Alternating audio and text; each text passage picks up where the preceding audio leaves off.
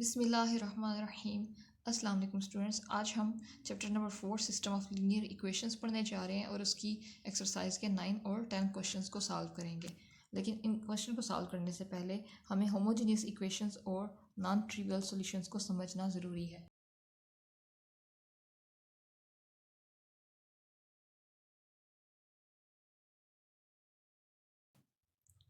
System of linear equations दो तरह की होती हैं। एक सिस्टम होता है नॉन होमोजीनियस सिस्टम और एक सिस्टम होता है होमोजीनियस सिस्टम।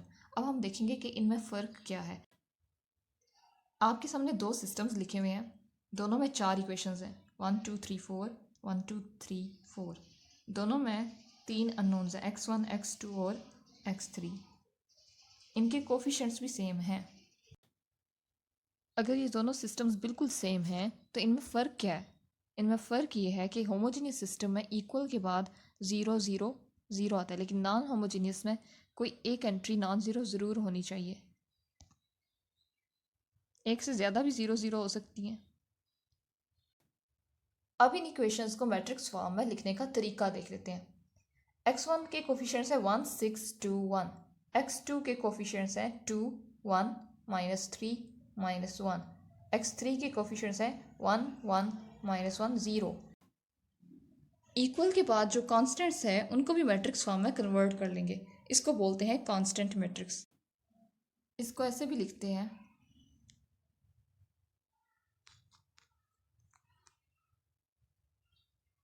क्योंकि बी मैट्रिक्स होमोजीनियस सिस्टम में 0 होता है।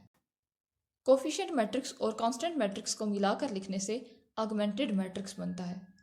किसी सिस्टम ऑफ लीनियर इक्वेशन को सॉल्व करने के लिए पहले उसको ऑगमेंटेड मैट्रिक्स की फॉर्म में कन्वर्ट किया जाता है, फिर उस पर रो ऑपरेशंस अप्लाई किए जाते हैं, यानी उसको रो एचेलन फॉर्म में कन्वर्ट करके, यानी गॉसियन एलिमिनेशन मेथड लगाकर या रिड्यूस रो एचेलन फॉर्म में कन्वर्ट करके, यानी गॉस जॉर्डन मेथड लगाकर सॉल्व किया जाता है।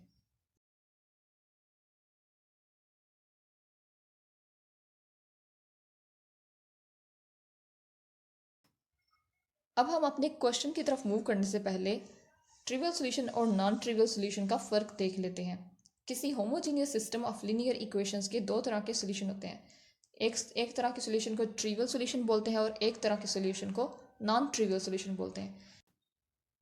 ट्रिवियल सॉल्यूशन कहते हैं ज़ीरो सॉल्यूशन को, जबकि नॉन ट्रिवियल सॉल्यूशन कहते हैं नॉन ज़ीरो सॉल्यूशन को। आपको एक आसान सी मिसाल के ज़रिए समझाती हूँ। अगर है हमारे पास दो equations x minus 2y equals to 0, x plus 4y equals to 0।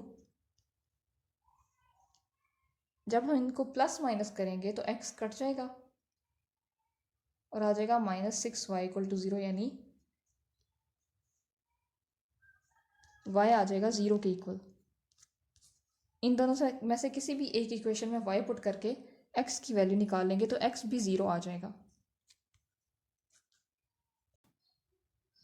Trivial solution unique होता है, इसका सिर्फ 0 0 ही आंसर होता है, और नॉन ट्रिवियल सॉल्यूशन यूनिक नहीं होता। नॉन ट्रिवियल सॉल्यूशन में बहुत ज़्यादा आंसर्स हो सकते हैं, बहुत ज़्यादा सॉल्यूशंस हो सकते हैं। जैसे यहाँ पे आपको एक एग्जांपल लिखी हुई नज़र आ रही है, x minus 2y equals to 0 two x minus 4y equals to 0। इसमें मुख्तलिफ सॉल्यूशंस पॉसिबल है।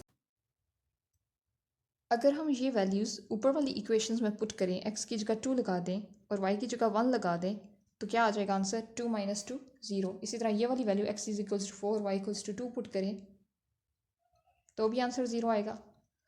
ये थोड़ा सा गलत लिखा है, x 6 आता है और y 3 आता है। मतलब ये सब सॉल्यूशंस इक्वेशंस को सेटिस्फाई कर रहे हैं। इन सॉल्यूशंस के अलावा भी इन इक्वेशंस के इन्फिनिटली मैनी सॉल्यूशंस पॉसिबल हैं। x1 ले सकते हैं और y1/2, इसी तरह x8 ले सकते हैं, y4, इसी तरह x10 ले सकते हैं, y5, और भी बहुत से सॉल्यूशंस हैं जो पॉसिबल हैं। अब हम इन इक्वेशंस को ऑगमेंटेड मैट्रिक्स की फॉर्म में लिख के रिड्यूस्ड एचेलन फॉर्म में कन्वर्ट करके सॉल्व कर लेते हैं, ताकि ट्रिवियल सॉल्यूशन और नॉन ट्रिवियल सॉल्यूशन का कॉन्सेप्ट ज़्यादा अच्छे से समझ आ जाए। रिड्यूस्ड एचेलन फॉर्म में कन्वर्ट करने के लिए सबसे पहले हमें यहाँ 0 बनाना होगा और यहाँ 0 बनाना होगा। यहाँ पे 0 इन दोनों को माइनस करने से आ जाएगा, और यहाँ पे 0 इन दोनों को माइनस करने से नहीं आएगा, बल्कि पहले हमें r1 को 2 से मल्टीप्लाई करना होगा और उसके बाद r2 से माइनस करना होगा। माइनस करने पे हमें ये मैट्रिसेस मिल जाएंगे। ये वाला मैट्रिक्स तो रिड्यूस्ड एचेलन फॉर्म में कन्वर्ट हो चुका है, लेकिन इसको अभी थोड़ा सा सॉल्व करना बाकी है। अब क्योंकि ये रिड्यूस्ड एचिलन फॉर्म में कन्वर्ट हो चुका है तो इससे सोल्यूशन निकाल लेते हैं हम। x minus 2y equals to 0 आ जाएगा। लेकिन मसला ये है कि हमारी सेकंड रो पूरी की पूरी 0 हो गई है। अगर वो रो 0 ना होती तो वहाँ से y का आंसर कोई यूनिक वैल्यू निकल आती और फिर हम उसको x में पुट कर देते तो दोनों यूनिक वैल्यूज़ निकल आती। लेकिन मसला क्या है कि y का आंसर हमें यूनिक नहीं मिल रहा। तो y का यूनिक नहीं मिल रहा इसलिए हम उसको t लेट कर लेंगे। तो x का आंसर आ जाएगा 2t और ये दोनों यूनिक नहीं है। t कोई भी रियल नंबर हो सकता है, 1 हो सकता है, 2 हो सकता है, 3 हो सकता है, 4 हो सकता है, 5 हो सकता है, 0 हो सकता है। इसके अलावा माइनस भी हो सकता है, -1, -2, -3। तो उस हिसाब से x की वैल्यूज़ भी चेंज होती रहेंगी। यानी इसका आंसर आया इन्फिनिटली मैनी सॉल्यूशंस।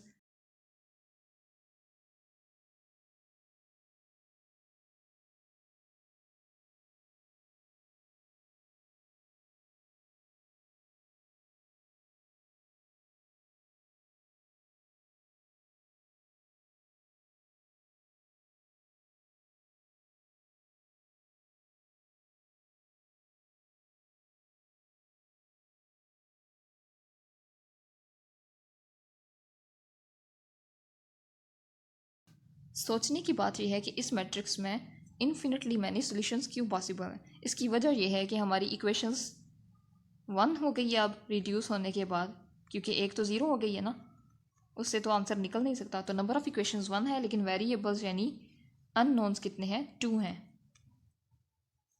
अगर नंबर ऑफ़ इक्वेशंस और नंबर ऑफ़ वेरिएबल्स सेम होते तो ट्रिवियल सॉल्यूशन या यूनिक सॉल्यूशन एग्जिस्ट करता।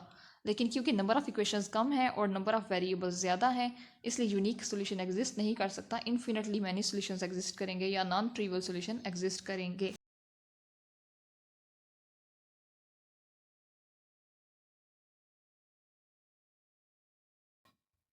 अब हम अपने फर्स्ट मैट्रिक्स की तरफ आ जाते हैं।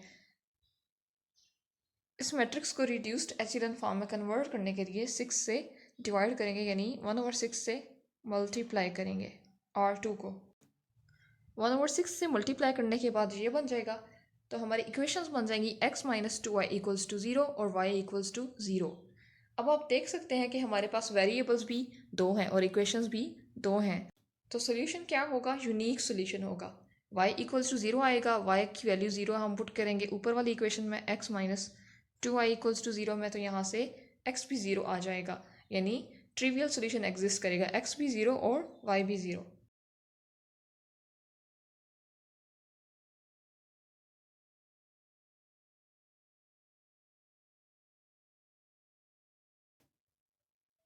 अब हम आ जाते हैं अपने क्वेश्चंस की तरफ। लेकिन इसमें गौरतलब बात यह है कि इसमें आपको x1 x2 की वैल्यू नहीं निकालनी बल्कि लैम्डा की वो वैल्यू निकालनी है जिसके लिए x1 x2 का सोल्यूशन नॉन ट्रिवियल होगा, यानी इनका आंसर 0 0 के अलावा कोई सोल्यूशन होगा, या इन अदर वर्ड्स इसके इन्फिनिटली मैनी सोल्यूशंस होंगे। तो सबसे पहले हम इन इक्वेशंस को ऑगमेंटेड मैट्रिक्स की फॉर्म में लिखकर एचिलन या रिड्यूस्ड एचिलन फॉर्म में कन्वर्ट कर लेंगे। 1 माइनस लैम्डा 1 0 1 1 माइनस लैम्डा 0, ये हो गया ऑगमेंटेड मैट्रिक्स की फॉर्म में कन्वर्ट। अब हमें यहाँ पे 1 बनाना है और यहाँ पे 0 बनाना है।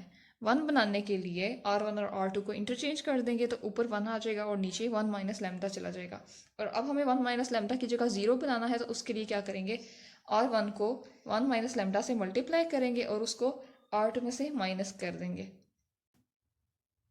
1 माइनस लैम्डा से मल्टीप्लाई करने पे आ जाएगा 1 minus lambda 1 plus lambda square minus 2 lambda. 1 minus lambda और 1 माइनस लैम्डा को माइनस करेंगे तो 0 आ जाएगा और 1 माइनस 1 0 हो जाएगा, minus lambda square plus 2 lambda इधर आ जाएगा। अब हम देखेंगे कि इस सिस्टम का नॉन ट्रिवियल सोल्यूशन कब एग्जिस्ट करेगा। नॉन ट्रिवियल सोल्यूशन तब एग्जिस्ट करता है जब एक या एक से ज़्यादा रोज 0 हो जाएं।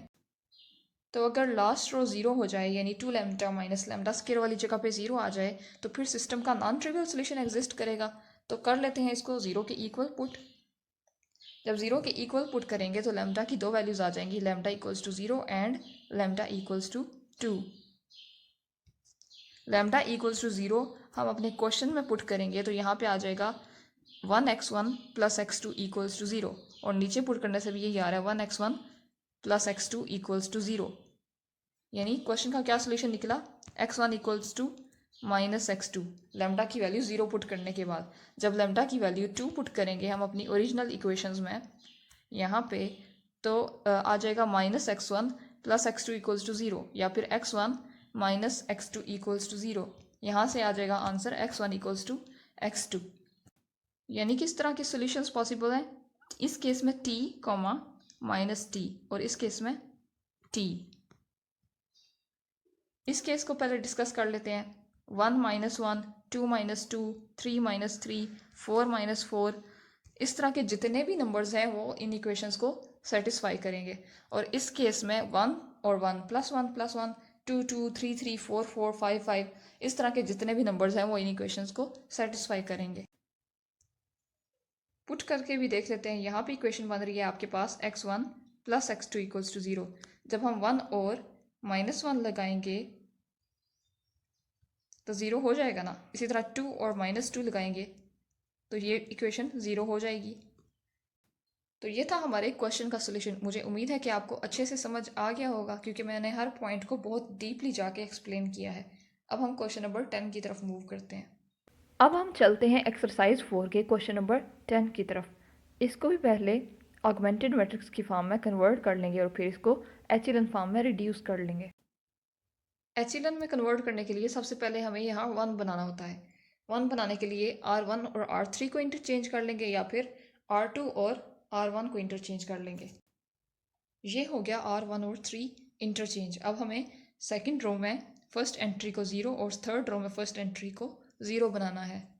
0 बनाने के लिए R2 में से R1 को माइनस करेंगे तो R2 वाली एंट्री 0 हो जाएगी, और R3 में से 3 माइनस लैम्डा R1 को माइनस करेंगे तो R3 वाली एंट्री भी 0 हो जाएगी। मल्टीप्लिकेशन और माइनस करना तो आपको आता ही है।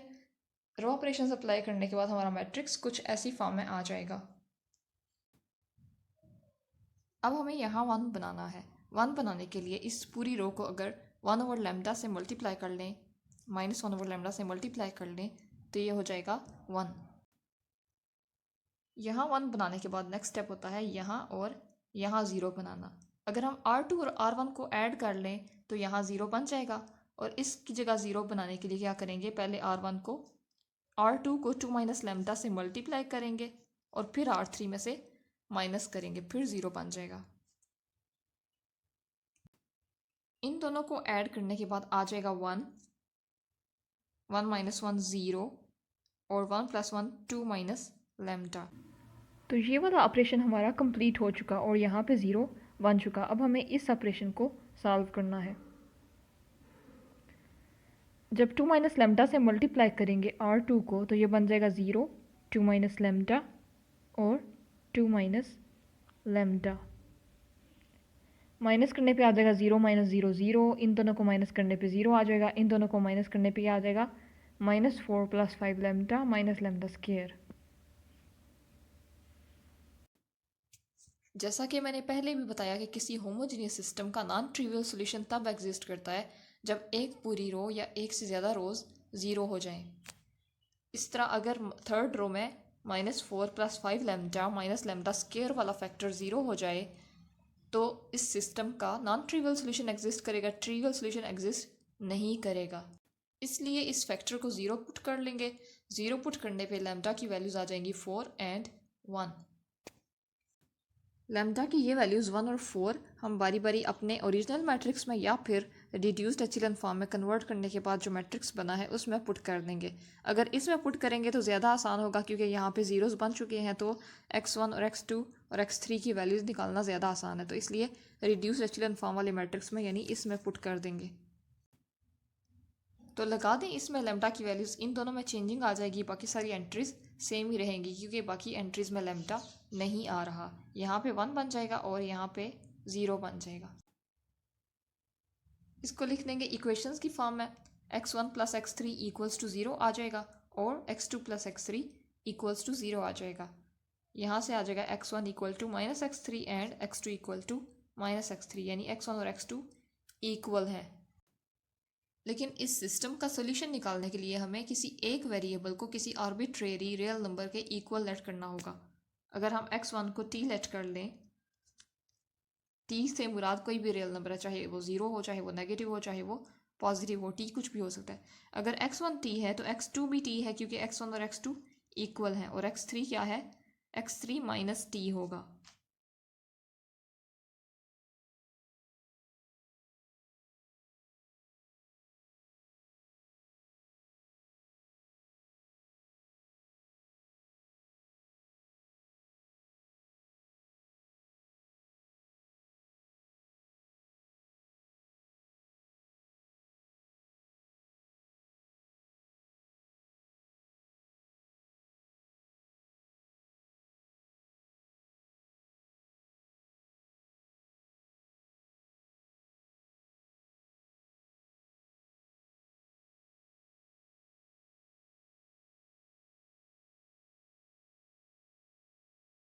इसी तरह हम यहाँ लेमडा इक्वल टू 4 पुट कर लेंगे, यहाँ आ जाएगा -2 और यहाँ बन जाएगा 0।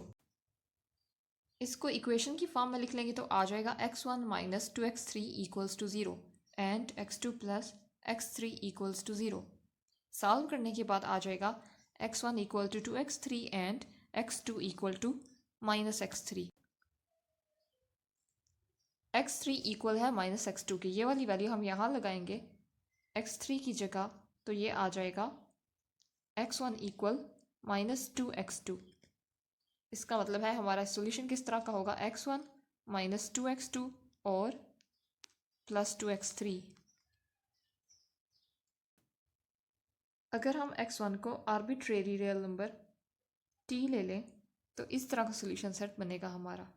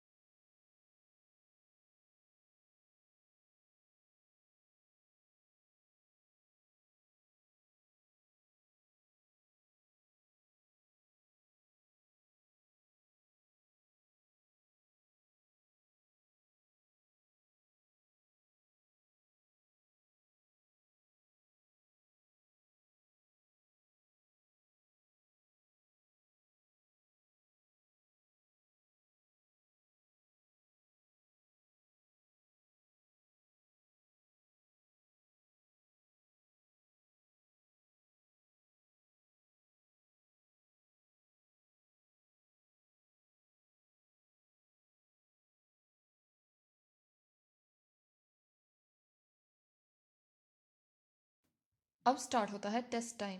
इस क्वेश्चन का आंसर कमेंट करके ज़रूर बताइएगा कि क्या है, ताकि पता चले कि आपको आज का लेक्चर समझ आया है या नहीं।